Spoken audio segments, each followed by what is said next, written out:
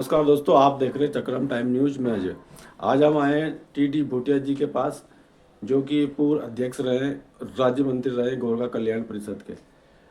आइए जानते हैं इनसे कुछ सवालों के जवाब। नमस्कार सर। नमस्कार। कैसे हैं सर आप? ठीक हूँ बिल्कुल। जी सर। और सर जी एक भूतपूर्व सैनिक भी रहे हैं, तो ये आपका परिचय करना चाहते हैं हम। आज हम इनके निवास पे आए हैं। तो सर सर्वप्रथम तो आपसे पूछना चाहते हैं, जैसे अभी देखा जा रहा है कुछ काफ़ी समय से बीच में ये कुछ हमारे जैसे विश्व में कुछ देश जो हैं तो युद्ध में इन्वॉल्व रहे, तो काफ़ी परेशानियां आई। हमारे देश को भी काफ़ी दिक्कतें आई, जैसे कि गैस है और भी कई मतलब चीज़ें जो हमें थोड़ी परेशानी आई। हालांकि ये सब हमारी सरकार ने इसको संभाला और जल्दी ये सब ठीक हो गया है। और सुनने में आया कि सर आजकल जैसे सरकार वहाँ की जो देश है उन्होंने सीज फायर का ऐलान किया हुआ है, तो कुछ ही अभी 2 हफ्ते के लिए ये किया गया है। तो सर आप क्या कहना चाहेंगे, जैसे ये जो युद्ध होता है अब मतलब होना चाहिए, विश्व के लिए कैसा संदेश देना चाहेंगे? आप एक सैनिक भी रहे पूर्व, तो बताइए सर। सबसे पहली बात तो युद्ध चीज़ ऐसा होना ही नहीं चाहिए, क्योंकि इसमें आपको मालूम जान माल के बहुत नुकसान होता है। जितने भी इंफ्रास्ट्रक्चर उनके सब बर्बाद होता है।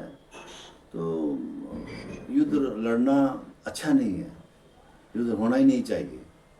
जहाँ तक सीज फायर की बात है, सीज फायर 2 हफ्ते के लिए ट्रंप ने घोषणा तो कर दिया है, लेकिन सीज फायर की वजह से, घोषणा की वजह से स्टेट ऑफ हॉर्मुज का जो जहाज़ का आना जाने का रास्ता है समुद्र में, वो ईरान के कब्जे में है। तो ईरान ने बोला कि ठीक है मैं खोल दूंगा।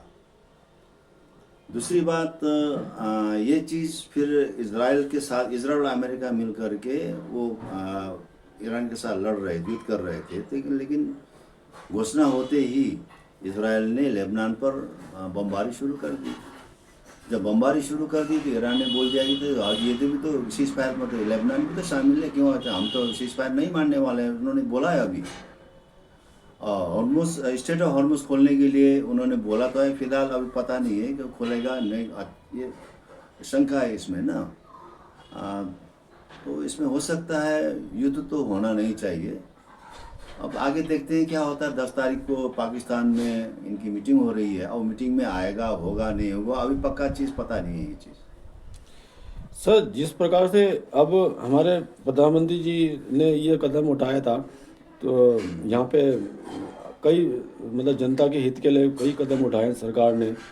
और अभी सुनने में आया कि हमारे प्रधानमंत्री जी 14 अप्रैल को देहरादून आ रहे हैं। तो सर यहाँ पे जो ये दिल्ली देहरादून जो वो बना है नया, उसका सुनने में आया कि वो उसका इनोवेशन करेंगे और भी कई चीज़ें करेंगे। तो आप सर क्या कहना चाहेंगे हमारे चैनल के माध्यम से? ये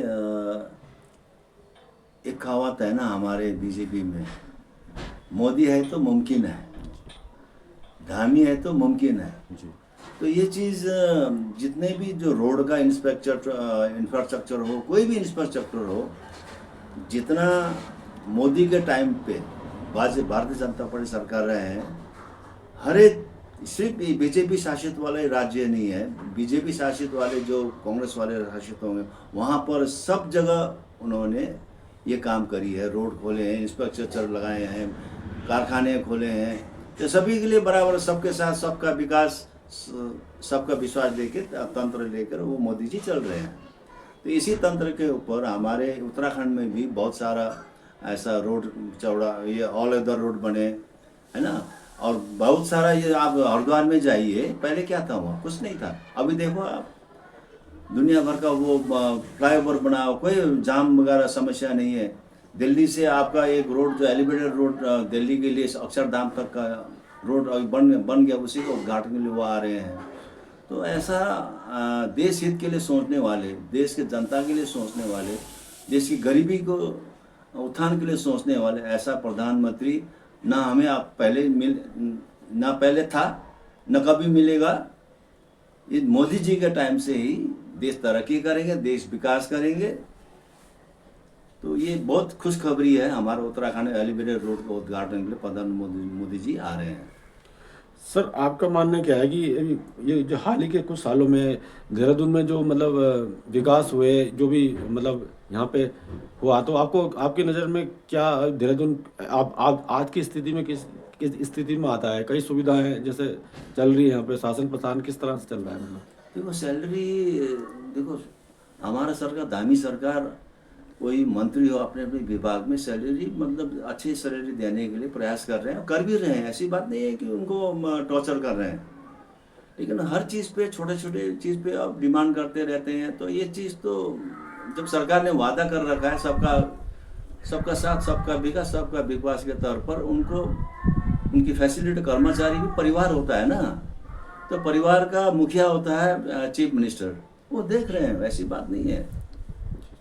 नहीं सर, मेरा सवाल ये था कि जैसे अभी यहाँ पे जो विकास के कार्य हुए, तो किस तरह से देखते हैं आप बीजेपी के? विकास तो कांग्रेस के टाइम में क्या था, कुछ नहीं था।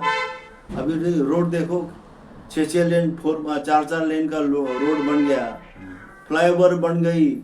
दूसरी बात, सिटी के ऊपर अब कहीं भी जाओ देखिए आप, ये उत्तराखंड अभी एजुकेशन हब बन गया ना, वो भारतीय जनता पार्टी सरकार है तभी तो हो रखा है ये चीज़। ईमानदारी से काम हो रहा है, कोई भ्रष्टाचार नहीं है, एक पैसे का भ्रष्टाचार ये बीजेपी के टाइम पे हुआ ही नहीं है। ऐसा करेंगे, जितना पैसा सरकार से उतना पैसा हमारे दामी जी लगा रहे हैं, काम का अच्छा काम हो रहा है। थोड़ा बहुत समस्या तो होता है ना, वो हो जाएगा, वो भी समस्या हो जाएगी, ईमानदारी से काम हो रहा है। सर जिस प्रकार से एक सवाल मैं पूछ रहा हूँ, जैसे देहरादून में अभी हाल ही में काफ़ी घटनाएं हुई सर, जैसे अभी, और साथ में इसका कारण कहीं ना कहीं सुनने में आया जैसे नशा जो हो रहा है, युवा पीढ़ी काफ़ी नशे पे इन्वॉल्व है, तो इस पे कुछ किस मतलब हद तक लगाम लगाएं सरकार, और इसका कारण जैसे क्या है सर? ये नशाखोरी तो देखो, ये चीज़ कांग्रेस, ये बीजेपी के समय से का नहीं है, बहुत पहले से ये धंधा चल रहा है ना। तो कांग्रेस के टाइम में कंट्रोल नहीं होता था, खुलेआम तो था। यहाँ बीजेपी वाले तो पकड़ रहे हैं, लोग पकड़ रहे हैं, या रोज़ पकड़ में, न्यूज़पेपर में आ रहा है ये अफीम का वो तस्करी हो रहा है, ये सारा चीज़ नशे का चीज़ तस्करी हो पकड़ में आ रहा है। लेकिन कुछ जनता तो है, लड़के लोग भटके हुए हैं, वो लोग आदत पड़ा है, उनके लिए भी आपका ये क्या बोलते हैं उसको, ये नशा वगैरह छुड़ाने के लिए वो सस्ता नहीं होता है, जी जी, क्या बोलते हैं उसको, वो भी तो खोल रखा नशा है। मुक्ति केंद्र, नशा मुक्ति केंद्र, सॉरी, अलग अलग नशा मुक्ति केंद्र खोल रहा है, वहाँ लगा रखे हैं जी। अब दूसरी बात, अब ये चीज़ तो हमारे इंटेलिजेंस वाले, हमारे पुलिस वाले का काम है ना कि वहाँ जाके पकड़ में आए, उनको पकड़ लें। नहीं, पहले से तो बहुत ज़्यादा मतलब कंट्रोल में आ गया है, सब ऐसी बात नहीं है, नशा तो हो रहा है। तो सर मतलब अब जिस हिसाब से सर देहरादून में जैसे जनसंख्या काफ़ी पहले के हिसाब से काफ़ी बढ़ चुकी है, तो कई समस्या भी इस वजह से भी आई है, तो आप ये सब कंट्रोल के लिए सर, आप जैसे नशा चल रहा है, इस तरह से नशाखोरी वगैरह कम हो, युवा पीढ़ी कम हो, इस पर कम इन्वॉल्व हो, आप क्या कहना चाहेंगे, क्या सुझाव देना तो चाहेंगे? इसके लिए सरकार तो थोड़ा और कोशिश तो कर रहे हैं, ऐसी बात नहीं है, हमारे दामी सरकार लगे हुए हैं, ऐसी बात नहीं है।